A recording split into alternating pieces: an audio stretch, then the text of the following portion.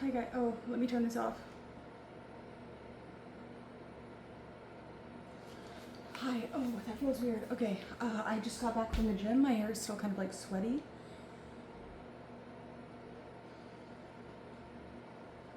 I'm gonna have to like do my extensions in a little bit. So that's gonna be fun. It's gonna take so fucking long. Hopefully it'll be faster this time. I'm gonna put this down here so that you guys can look at the cards. And let's get this going. We're doing Sagittarius. I was feeling a little bit like, not paralyzed, but like I was just feeling like a little bit stagnant. I feel like I gave a lot of energy away. And it tends to happen as you get closer to Sagittarius energy, just because just how it usually happens. Let's see, tarot question for the houses. We're getting close to the end of, not the end, but the new cycle is going to start soon. I started with Aquarius. This is probably going to be the last fire sign I do. I don't know that I'm going to should I use the fire cards? I'll use the fire cards for all of the houses that we do, just because I want to do all 12 to get some. Heat and warmth from the fire, right? Some light from the fire. There's a lot of benefits that fire has. This is the fire deck.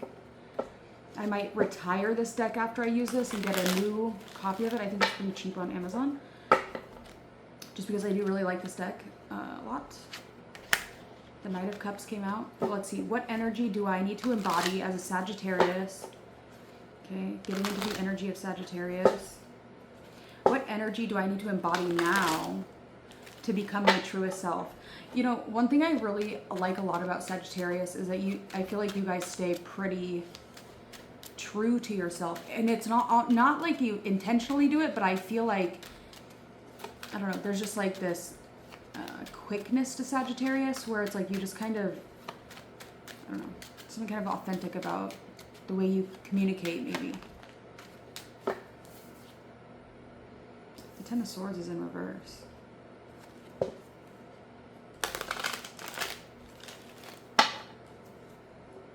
Wasn't expecting that. Saving yourself from heartbreak. I don't know. Sagittarius can kind of have it tough a little bit. What is this? Why? Okay, so we have the... Right, let's keep going. What is that about? The Empress came out.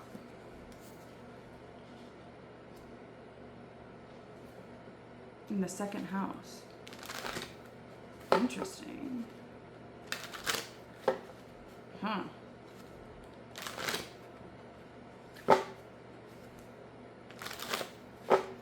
What shift in mindset or action will help me increase my stability and income?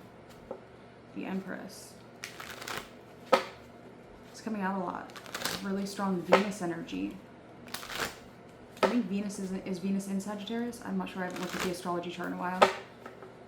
How can I express myself more clearly and authentically at this time?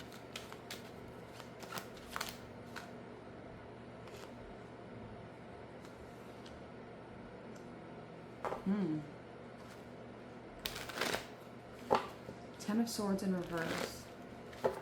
That can talk about like not overthinking something, not putting too much thought into it, not allowing something to affect you too much.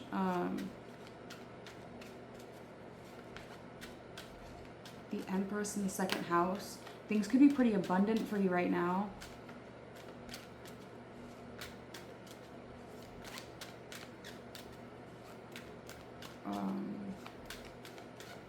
You could be trying to nurture something or heal from something. There could have been like some, maybe there was some meme. What was that? That was the High Priestess that almost popped out there. Huh. The Page of Swords in reverse can talk about, and it's how can I express myself more clearly and authentically at this time.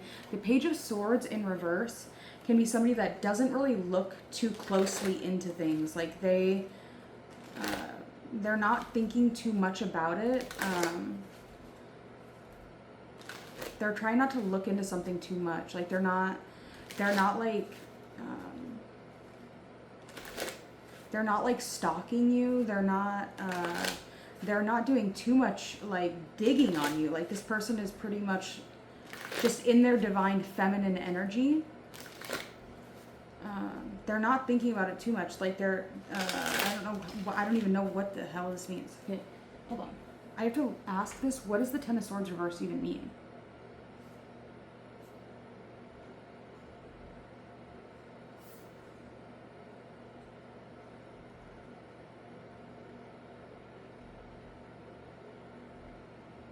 I got the Ten of Swords reversed for the first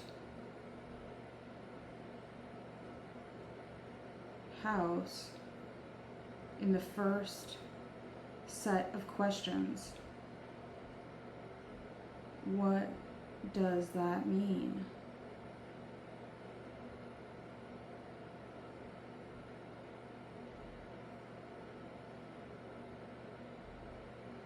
Okay, it's saying the Ten of Swords reversed in the first house. Oh. The Ten of Swords upright is a moment of total defeat, collapse, betrayal, burnout, or hitting rock bottom. Reversed in your first house, it says you're rising from an identity that has already died. You are no longer who you were, but you haven't fully stepped into who you're becoming. This is rebirth energy, the point where the old story has no more power unless you keep replaying it. Your truest self emerges when you stop identifying with your past wounds. You may be holding on to labels, traumas, or narratives that once protected you, but now restrict you. The reverse Ten of Swords is basically saying the worst is over. Stop wearing the identity that came from your pain. You're being asked to embody the energy of recovery and reclamation. Not survival, not collapse, not the version of you who had to struggle, but the version who is done bleeding and choosing to stand up again, even if shakily.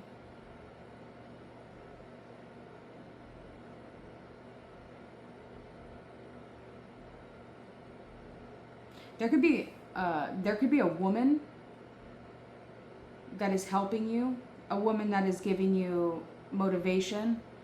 You're being asked to step into this divine empress energy of being very receptive, being very receptive to new things around you. What does it say?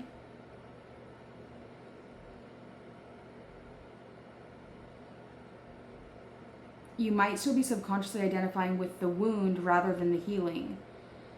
Examples: feeling like the one who always gets hurt, expecting betrayal before it happens, over defending yourself, closing your heart to avoid repeating the old story, self-blame or over-responsibility for old pain.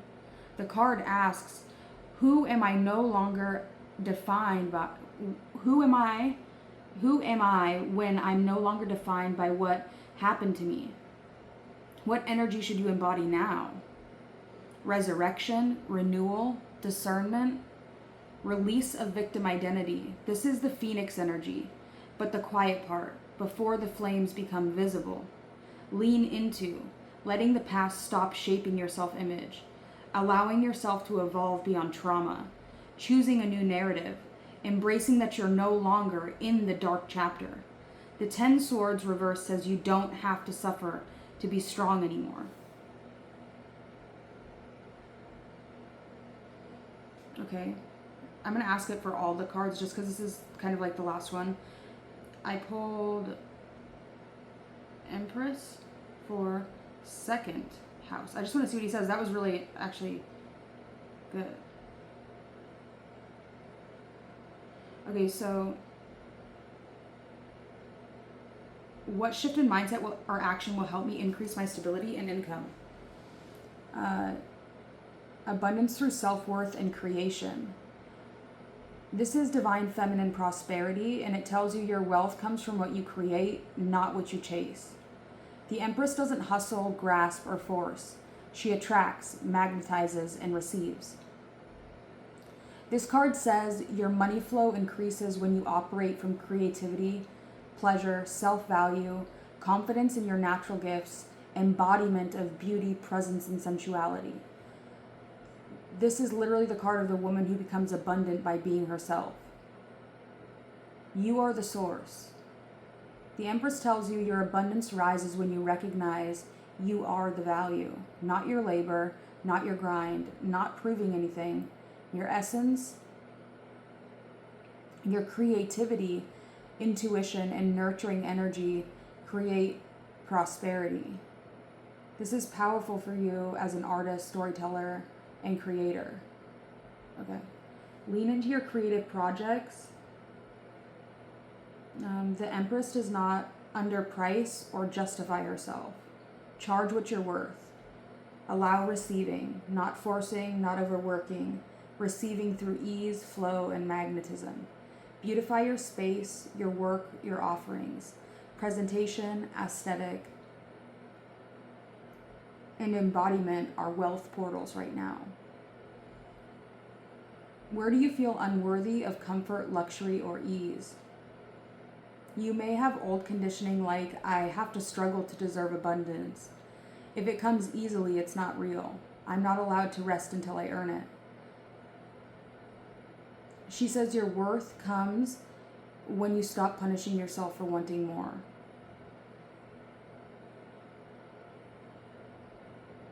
This is a glow up storyline. I'm going to ask about the Page of Swords, and then I'm going to just do, I just pay like $20 a month for this. So it is giving me like better, but I don't know, let's see. The Page of Swords reverse can talk about hypervigilance, overthinking, and reactive communication. The third house is a mental house, your thinking patterns, your voice, how you learn to communicate as a child. The pattern formed in childhood or early environment where you had to watch for danger, assume something might go wrong, read people's tone or behavior too closely, anticipate conflict before it happened, speak defensively, or hold back your true thoughts out of fear of backlash. The old story, this energy becomes sabotaging when the threat is no longer real, but the pattern is still active. If I don't stay alert, I'll be blindsided. The old story you're still carrying. I need to second guess everything to stay safe. If I speak openly, it will be used against me. This isn't your current truth, it's an old survival program. The Page of Swords reversed shows the mind working against itself through patterns like overthinking to the point of paralysis, jumping to conclusions, expecting hidden motives, assuming you're being misunderstood, reacting before you have the full picture, not trusting your intuitive thoughts, self-silencing to avoid conflict, feeling like you need to explain yourself too much, hypersensitivity to tone, text, or communication from others. This is the child who learned, I need to mentally protect myself. What wants to be healed? Your mind is trying to protect you from danger that isn't there anymore.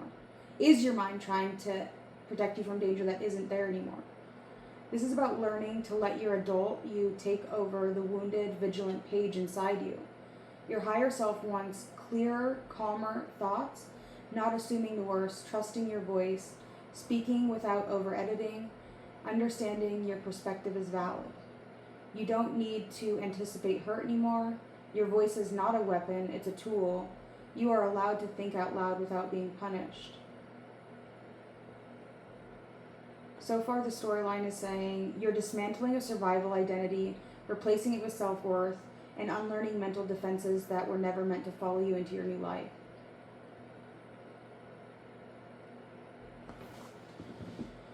Okay, let's get your oracle cards, and I can't, that was actually really interesting. I mean, it was pretty good. I'm not gonna lie and say that it wasn't good.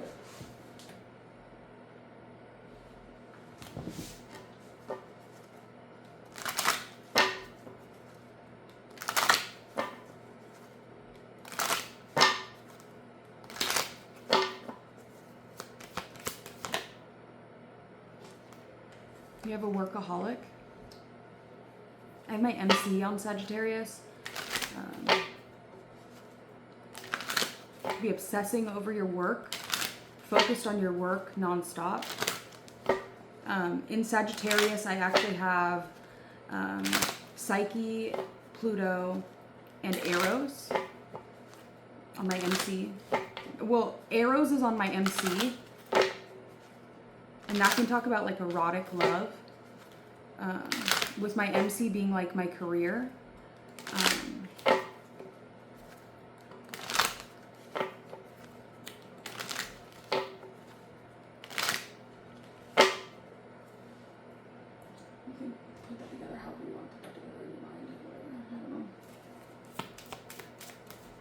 It's not about me, it's about you.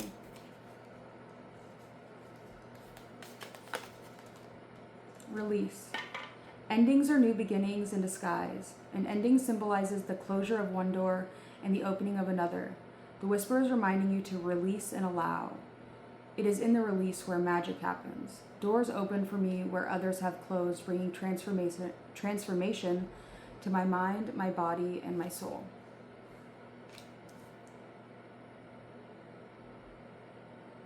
I don't know if you're in the process of releasing something.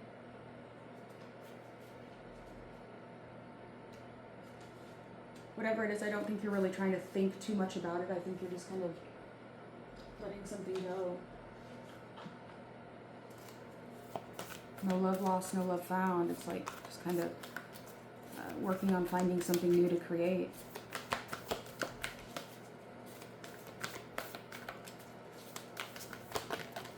Oh. When I'm connected to the joyful presence, to my joyful presence, I attract support from the universe. When I accept the love of the universe as my primary teacher, I will always be guided back to the light. Show the world the real you, full moon in Aquarius, and hold your vision with fixed moon. You could have, we also have go wild with Leo. So there could be something about Leo and Aquarius.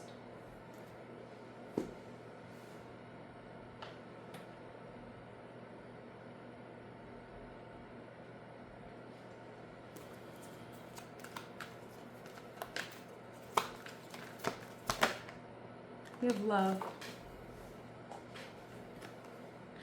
I commit to the practice of seeing the good in all things. I know what I am here to do. Purpose.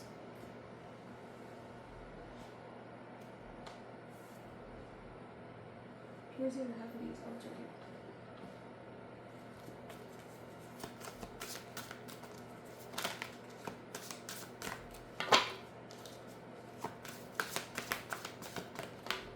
The first house.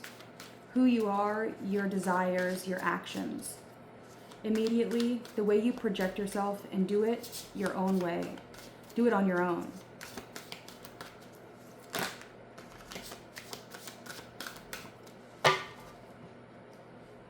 You have Uranus. And the third house.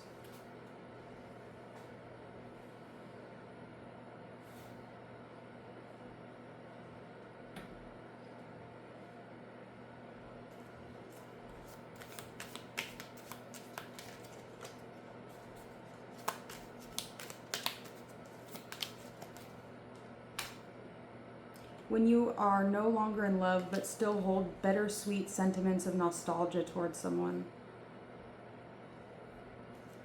Russian? You could be Russian. Do something about Russia.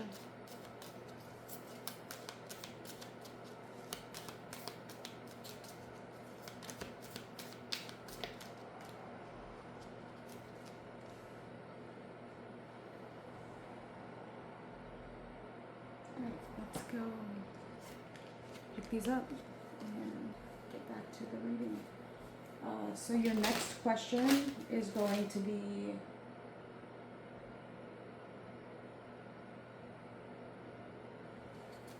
home, roots, and emotional foundations.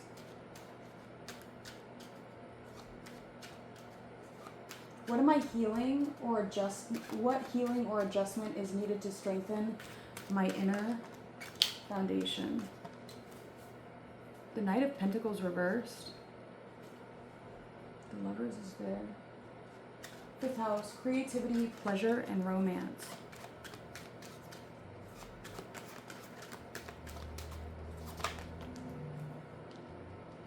The Three of Swords.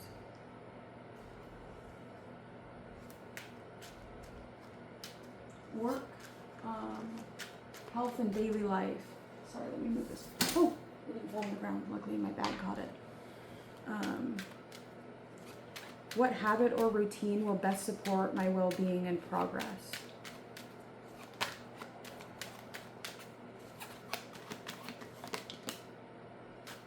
The world in reverse. I'm going to ask about these because I'm really not feeling super connected to your energy right now.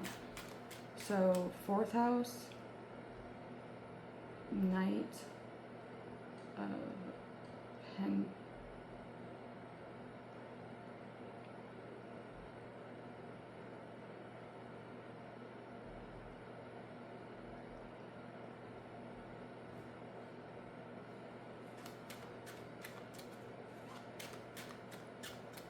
What unhealed family or childhood pattern silently dictates my emotional reactions? The Knight of Pentacles,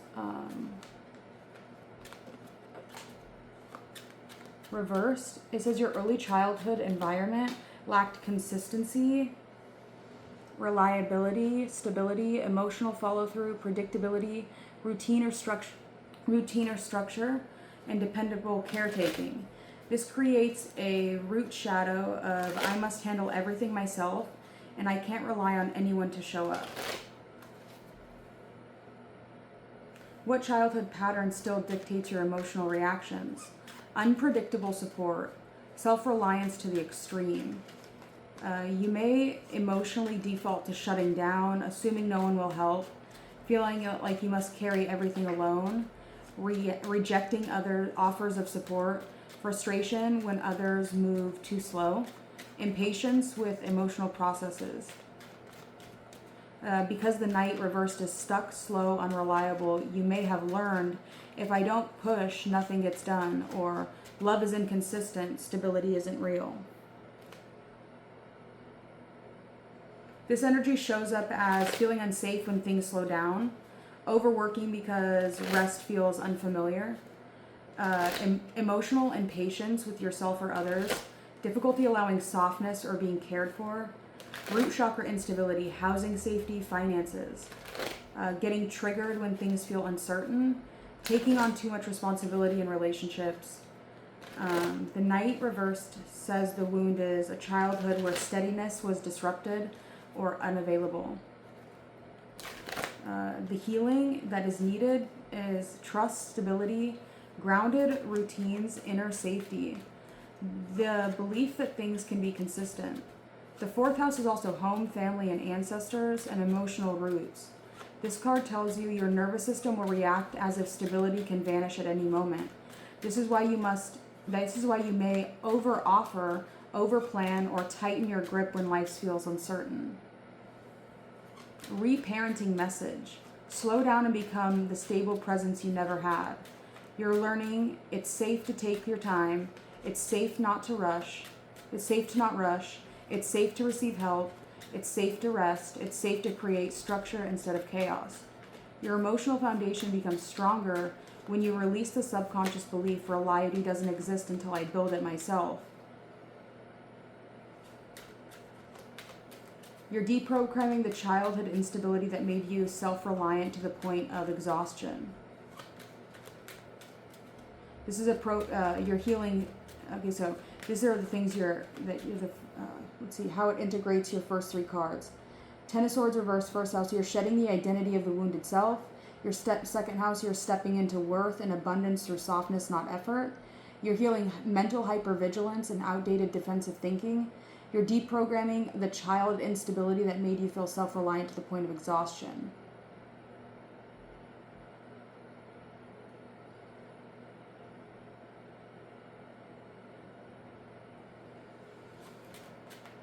This is hands down the worst reading we've had so far.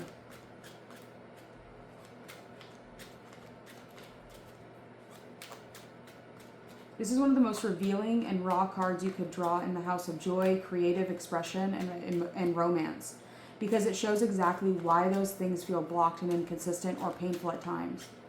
Core shadow, creativity and love have been associated with pain. The Three of Swords in this house says your heart has wounded in the exact areas where you're meant to shine. The fifth house is the inner child's playground. The Three of Swords is the wound that silenced that child. This card shows heartbreak around love or being desired, betrayal or abandonment connected to romance, rejection of your authentic expression, criticism of or shaming around your creativity, joy, or talents, wounds around being seen, fear of being mocked, dismissed, or misunderstood. So your unconscious learned joy leads to pain, love leads to loss, self-expression leads to hurt. I just got goosebumps all over my arms. I'm so sorry, I wish I could hug you.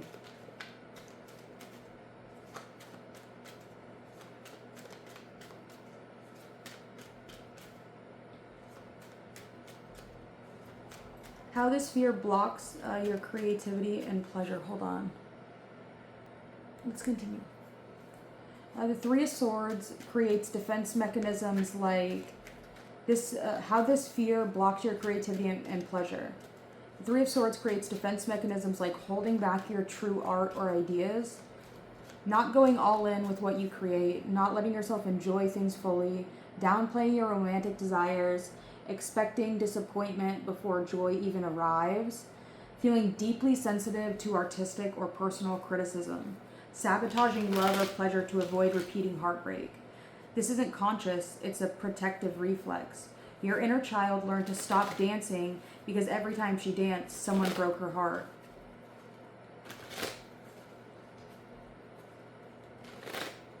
Damn, Phil, can you calm the fuck down, dude? Holy fuck, it's like, normally we'd just be skimming through these, like, this is fucking intense, you're gonna make me cry. I haven't shed a whole entire tear, but like, I've gotten the little, like, nose tinglies a couple times. The fifth house can also talk about lovers, dating, flirtation, and desire. The Three of Swords shows a past heartbreak that still lives in your creative womb space. Whether it's a partner, a crush, an ex, or even a parent, someone who should have celebrated your fire instead of dimmed it. This wound makes you cautious in love, afraid to be too expressive, guarded about your desires, expecting love to come with cost. The healing message. The fifth house needs joy that doesn't come with punishment. The Three of Swords is not predicting pain, it's pointing to the pain you're finally ready to release. It says your creativity and pleasure are sacred. Reclaim them from the heartbreak that stole them. Your heart wants to reopen in that way. Doesn't fear joy. Your heart wants to reopen in a way that doesn't fear joy, doesn't fear being seen, and doesn't fear shining too brightly. Your soul wants you to know you can create without being hurt. You can love without being wounded. And you can express without being rejected. And then healing the heart wound that stole your joy, creativity, and romantic openness. Sixth house, we pulled the world in reverse. Something's not over, I think is what it's going to say.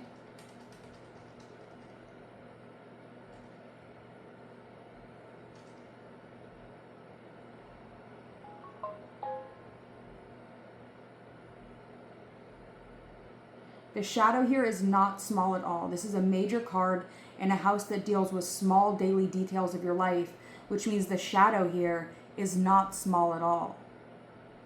The world reversed almost always speaks to unfinished cycles, things left unsaid or undone, not fully closing a chapter, staying in limbo instead of completing a transformation. In the sixth house, this means your daily habits reflect avoidance of something you know needs closure, healing, or completion.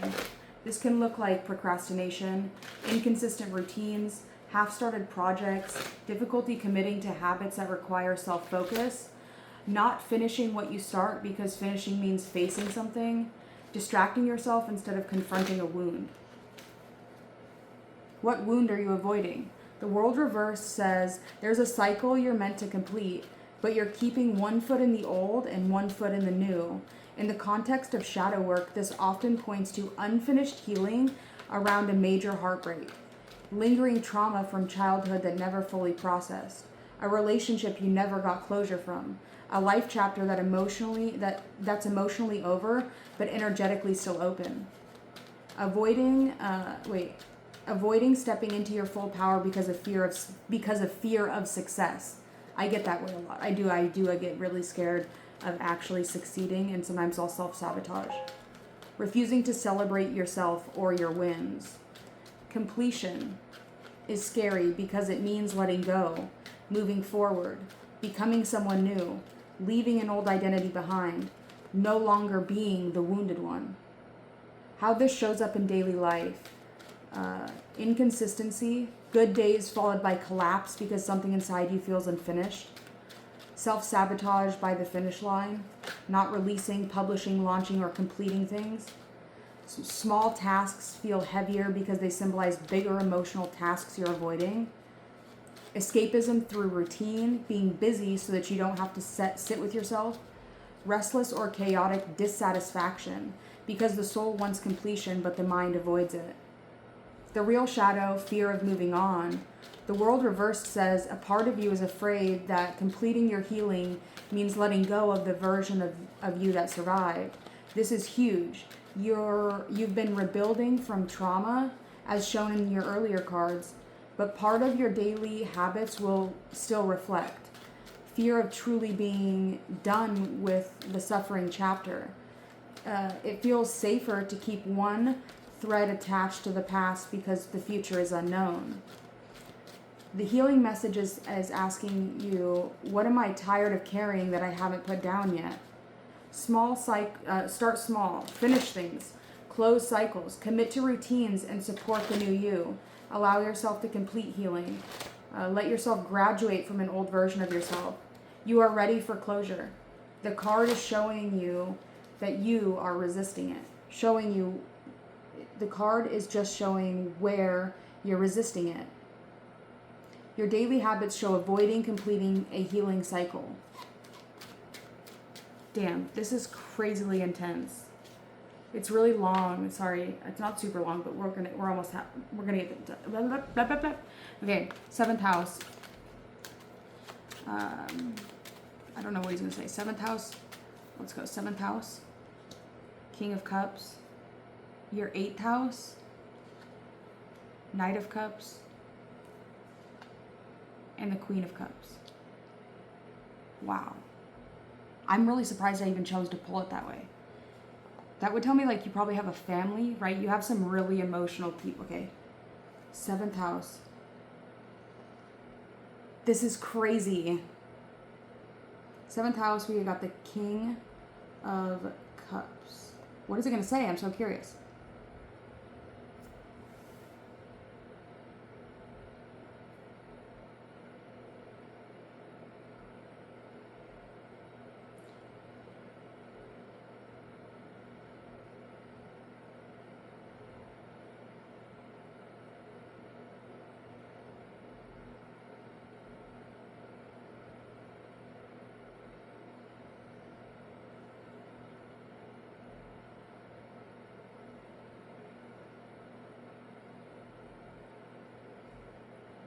Okay.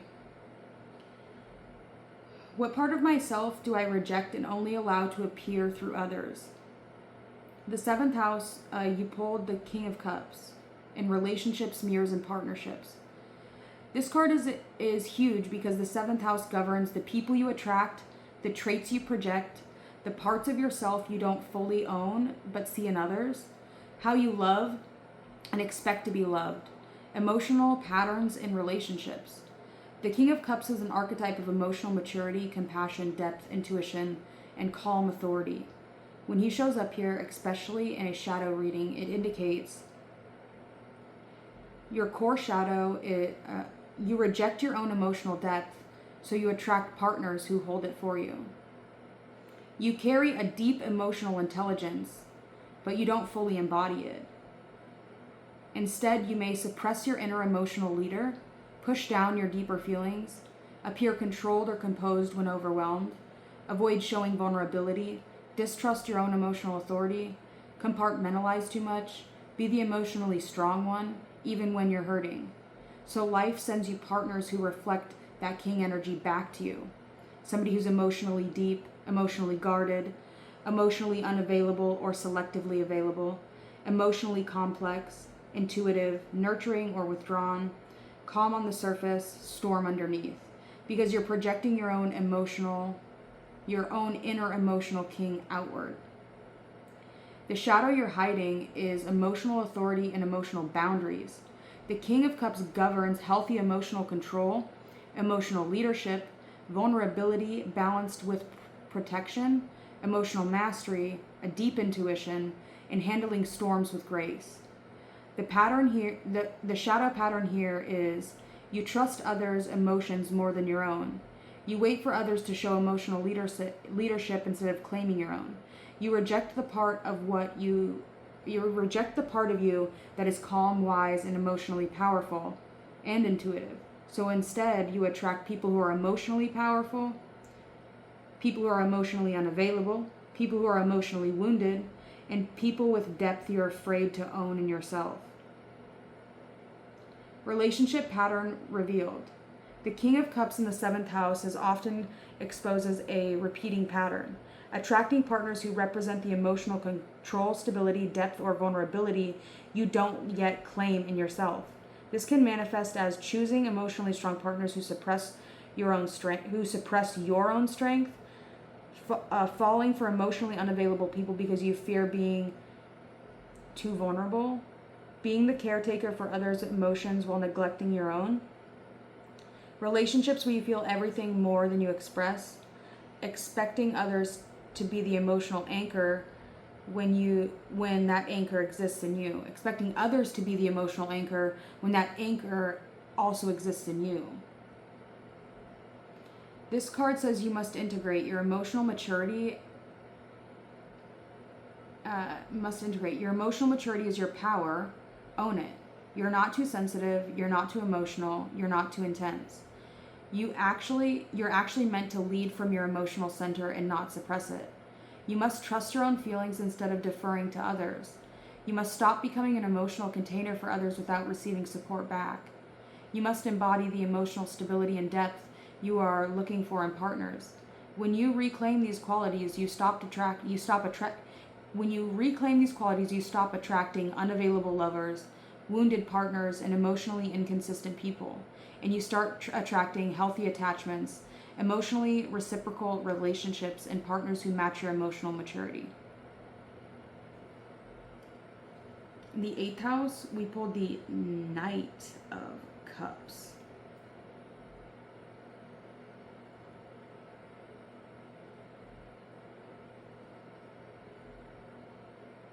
So the question was, what aspect of my shadow self is demanding to be confronted so I can reclaim my power? And this is the 8th house has to do with shadow, trauma, sex, death, and rebirth.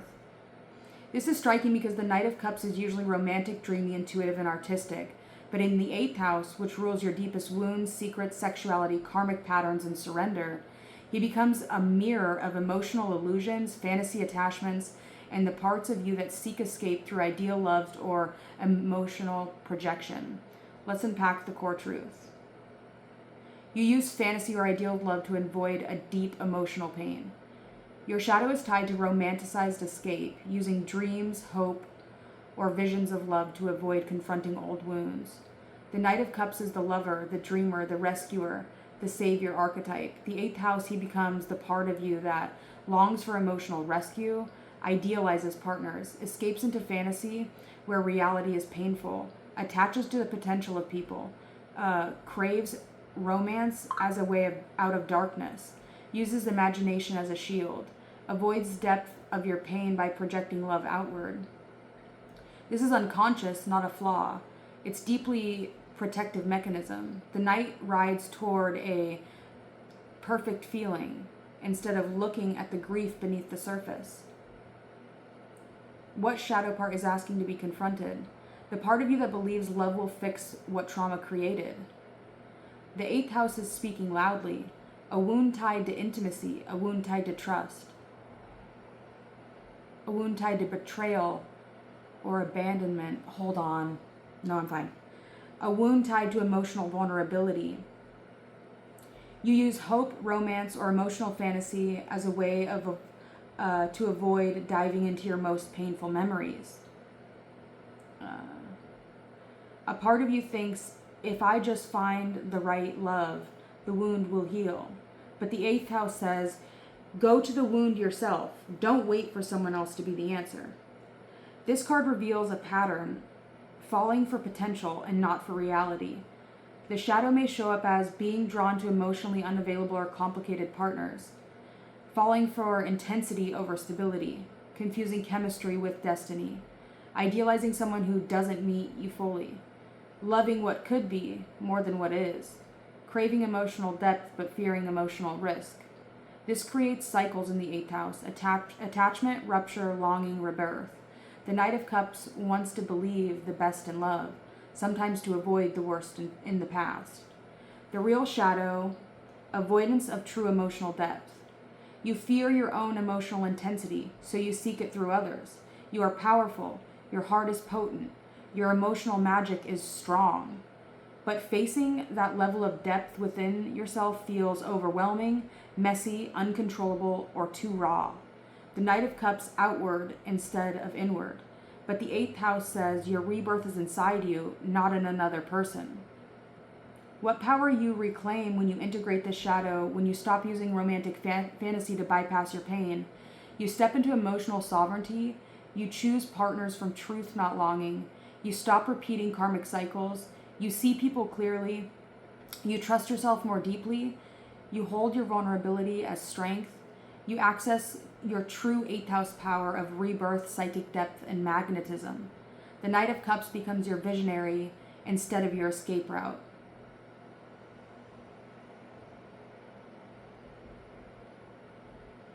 Okay, now the 9th house, we pulled the Queen of Cups. Queen of Cups.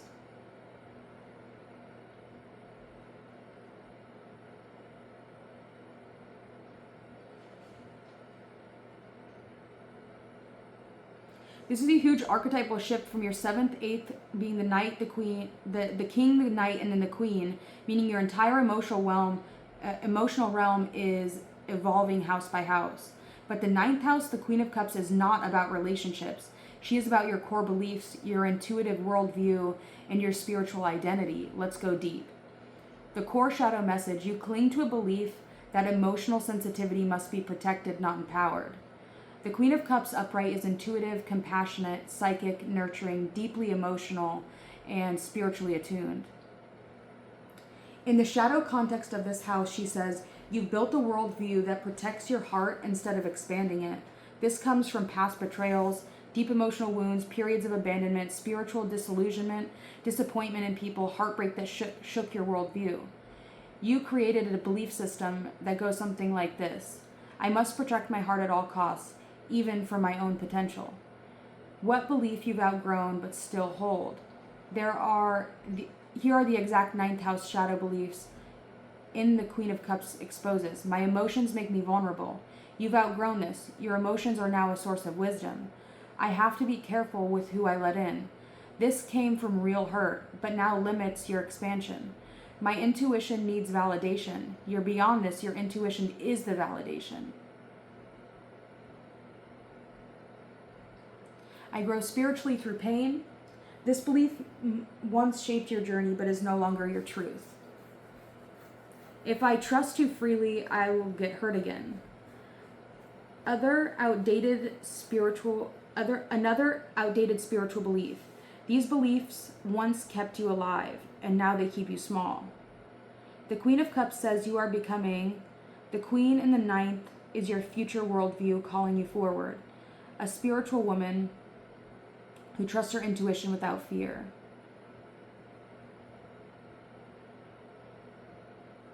I was looking down at something else. Someone whose beliefs come from inner knowing, not deafness. A person who no longer sees sensitivity as a liability. Someone whose emotional wisdom is the core of her philosophy. A woman whose heart is her compass, not her caution. She wants you to expand from, I must protect my heart, to my heart guides my expansion. This is a massive shift in spiritual identity. Your hidden shadow teacher, the Queen's emotional depth. The Queen of Cups reveals a shadow gift. Your deepest belief should come from your emotional intelligence, not your fears. You are meant to step into emotional sovereignty, psychic trust, intuitive wisdom, heart-centered philosophy, compassion-based worldview, and softness that expands and not constricts. The shadow that you haven't fully believed, my emotional nature is my spiritual strength. And that's exactly the worldview you're meant to adopt.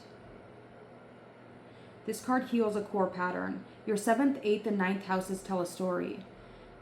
You project emotional mastery onto others instead of claiming it. You chase emotional fantasy to avoid your deepest wounds, and your worldview still tries to protect your heart instead of expanding it. This is emotional alchemy happening in real time.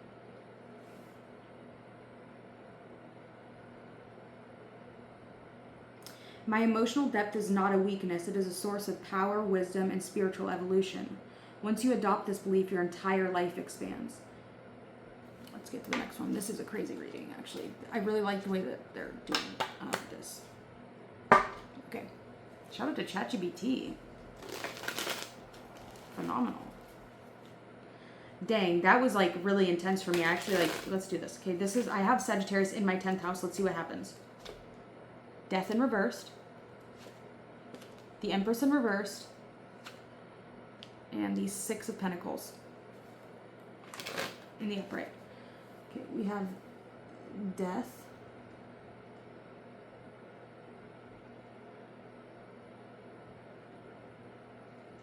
Okay.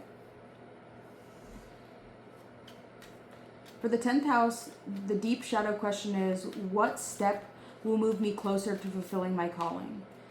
Death reversed in the 10th house of career, purpose, reputation, and life direction. This is a massive message in the house of your destiny. And the reversal is incredibly important. Death upright is transformation, rebirth, evolution, and shedding the old. Death reverse means you're revisiting a transformation your soul is ready for. You are resisting a transformation that your soul is ready for. Not because you're incapable, but because the change feels too big, too final, or too identity shaping. Let's go deep. Core message. You're holding on to an old version of yourself that cannot walk into your calling. Death reversed in the 10th house means your next level of purpose requires a version of you that you haven't fully stepped into because you haven't let the old one fully die. And that's what we said coming up in the 1st house. And it's repeating now. A fear of changing your career direction, a fear of stepping into visibility, a fear of clinging to old roles or identities, doubting your ability to succeed, fearing what others will think, being afraid of leaving the safe option behind, avoiding a calling that feels too big or too true. Your soul is asking for a metamorphosis, but your ego is trying to negotiate its transition. Your shadow, you haven't faced in your purpose. Death reversed exposes this hidden belief. I'm fully stepping into my calling and I won't be able to go back. And that terrifies you because stepping into your destiny means being seen, being powerful, being committed, letting go of old patterns, letting go of identity shaped by trauma, no longer dimming your light. And a part of you still clings to the old self even though she's already outgrown. Death reversed says your old life is over. You're just afraid to stop pretending. Your old life is over. You're just afraid to stop pretending it still fits. Okay? This card is direct.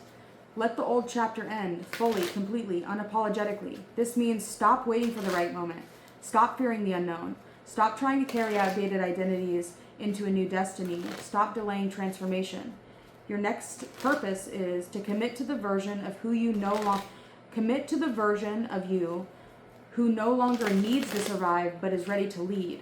Release old jobs, old roles, old self-concepts, old fears of failure, old fears of success, old stories about who you used to be. You cannot step into the Empress energy, your 2nd house, or the Queen of Cups wisdom in your 9th house if you're still wearing the skin of the past. What career transformation are you resisting? Resistance to turning your spiritual, intuitive, creative gifts into a real-life identity and career. This aligns with everything in your spread. You're meant to live from intuition, creativity, depth, healing work, and feminine power. But the shadow self fears the point of no return. Your calling feels big, sacred, irreversible, and that makes it scary. Death reverse tells you to stop delaying your rise. Stop waiting to feel ready. Your purpose is already here. Step into it. You don't need to destroy your life. You just need to stop clinging to a chapter that has already ended. Okay, and then you are resisting a final transformation. Your true purpose is emerging. Okay, now we have Empress, reversed, 11th.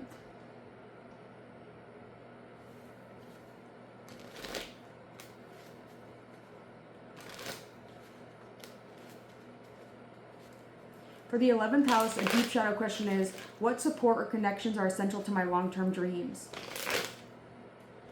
Future self, long-term dreams, community, and soul vision. This is one of the most revealing shadow placements of your entire spread. The Empress upright is creation, abundance, fertility, support, nourishment, and the ability to manifest your desires. But the 11th house, she speaks directly to your long-term dreams. Speaks to your long-term dreams, have felt slow, blocked, inconsistent, or unrealized. Let's go into the deepest shadow of this. What do we pull down here? We have the Six of Wands. At the foot, we have the Ten of Pentacles, the Star in reversed, and the Ace of Pentacles in reversed.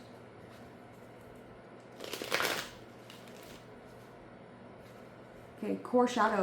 Why do you block your future growth by thinking you must do everything alone? The Empress reversed in the 11th house reveals you don't allow yourself to be supported. You don't believe you deserve community, collaboration, or softer pathways. You isolate your dreams instead of letting them be nourished. This card screams, I want to grow, but I don't trust the world to help me grow. This is rooted in childhood inconsistency, a lack of dependable emotional support, being forced into self-reliance too young, creative or emotional needs not being nurtured, heartbreak that made you cautious about connection, a deep belief that asking for help equals weakness. So your future vision gets stunted because you try to mother yourself and your dreams without letting anyone mother you. What this card says is you're missing your dream path. The Empress reversed shows you need supportive community, collaborators or like-minded creatives, emotional nourishment, people who believe in your gifts, a safe environment for your dreams to root, permission to receive and not just give, validation from your creative voice, a network that allows you to grow instead of struggle. The 11th house is the ecosystem of your future. The Empress reverse says your ecosystem has been too barren, too unsupported, too isolated, too self-reliant, too disconnected from people who would love to uplift you. You don't lack vision, you lack nourishment. Shadow behavior, withholding your dreams out of fear of rejection. You keep your dreams secret or small because you fear they won't be received well. This comes from shame around being too much, fear of being seen vulnerably, fear of old wounds being ignored or dismissed, fear of your ideas won't be valued, thinking joy must be earned, believing support must be deserved. So you subconsciously dim yourself, downplay your big plans, avoid networking, avoid letting people help, avoid communities where you would actually flourish, carry everything alone because it's safer. What support is essential to your future? The Empress reverse tells you exactly what you need. People who nurture you, not drain you. A community where your creativity is celebrated. Mentors or collaborators who understand your vision. Permission to receive support and not just give it. Spaces where you can be soft, feminine, intuitive, and expressive. Your dreams require soil, not survival mode. Your future needs networks of spiritual, artistic women, soulful collaborations, community where healing and creativity are present, where healing and creativity intersect, people who uplift your emotional intelligence, support that feels maternal, not controlling. I didn't have a mother growing up. I just had my dad. The Empress reverse reveals your greatest fear about your future. If I let people close, they'll hurt, abandon, or fail me. but your future won't unfold until you allow connection, support, nourishment, community, receiving, softness, or collaboration. You cannot empress your future in isolation. How this fits your 1st through 11th house story. Your whole spread is about healing the wounded self, reclaiming emotional power, dismantling old coping, stepping into deeper purpose. Your 11th house Empress reverse reveals the final emotional truth. Your future depends on letting yourself be supported and nourished the way you never were in the past. This touches the 1st house, the 4th house, the 5th house, and the 7th through 9th houses. Rebirth in the 1st, unstable childhood roots in the 4th, creativity wounded by heartbreak in the 5th, 7th through 9th houses is emotional evolution. All pointing to this, your dreams need community, softness, support, not isolation, and survival mode. And then in the 12th, we have the 6 of Pentacles. I gotta go to work really bad.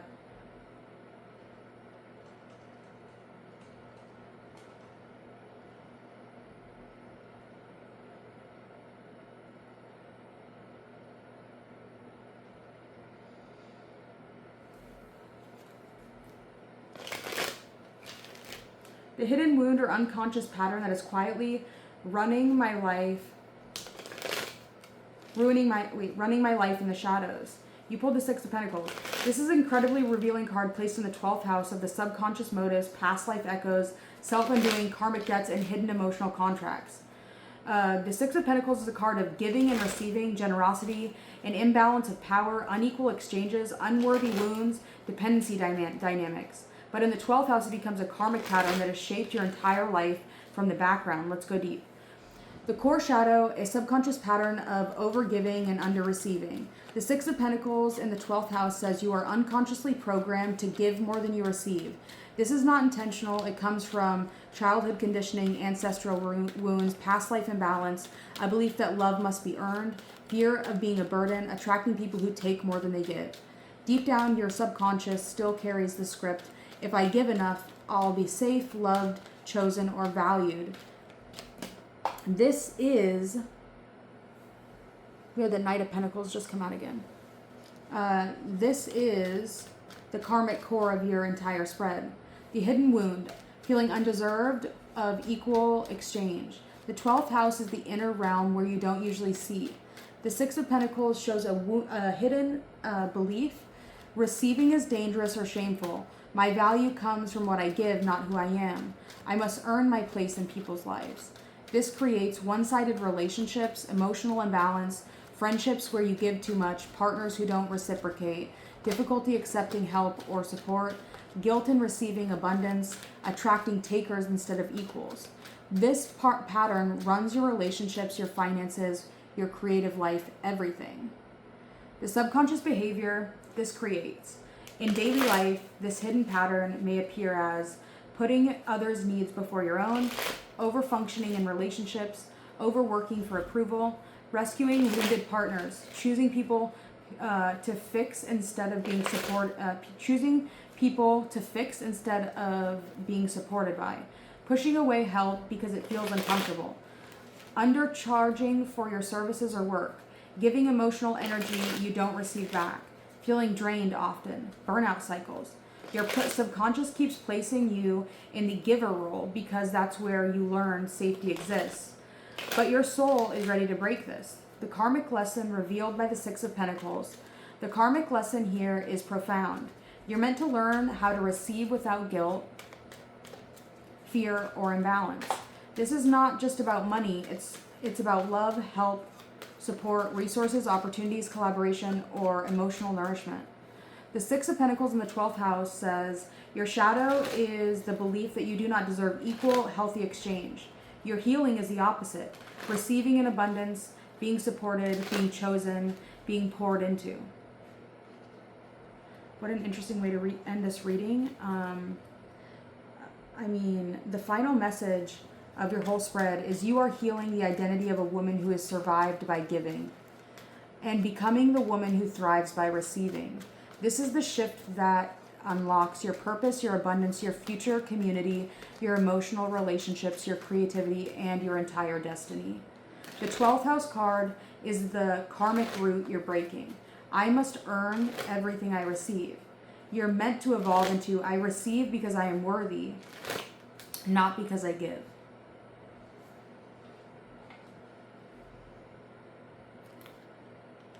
All right, that's your message. I hope you liked it. It was a really long reading. Happy birthday, Sagittarius. I hope you have a great year. Okay, that was your birthday reading. It was really long. It was an hour long. Hi. I just spent an hour long doing this. I have to go to work now. It's 5 o'clock. I love you, Sagittarius. You're one of my most favorite signs. You are my most favorite sign, honestly. I really, truly love Sagittarius. I'm a Libra, so you're like my brother and my sister. You're on my hand, so I do really appreciate you. And you are pretty cool in my book. So just, I don't know if it was, it's my perspective, I guess, but it was also very detailed. You're the only one that's going to get that. That was your birthday reading. Happy fucking birthday, bitch. I have to go. The first house. Maybe it was me. Could be me. I mean, I don't know. I gotta go, dude. I really have to go to work. I really have to go. I just saw creative intimacy, Uranus, and the third house. What does it say? We have Moon in Libra with trust. And then the hate nurtured with love, Lilith in Taurus. Okay?